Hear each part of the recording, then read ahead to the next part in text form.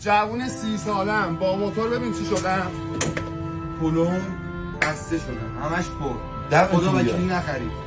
ببین خودش مغازه مال ابوالفضل داره میگه آقا نخرید آقا نخرید.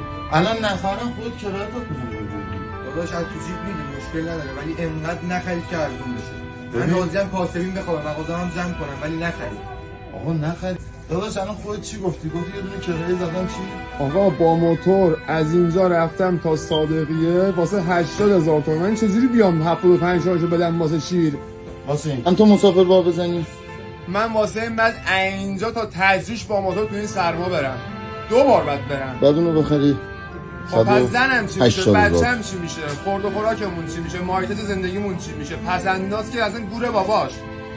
طلا گوره باباش. بدبخت کلا شدیم بدبختی. آقا به قرآن خجالت میکشیم به عنوان یه مرد شب میریم تو خونه. به حضرت زهرا خجالت. جوون 30 سالم با موتور، ببین چی شدم. این کتونی جوون 30 ساله است. منم همین. شیر بخرم به کتونی از بچگی از دوران کودکی باختم، من تو صف مدرسه باختم، من تو صف چرخ و فلک برق باختم، من تو صف سربازی باختم، من تو صف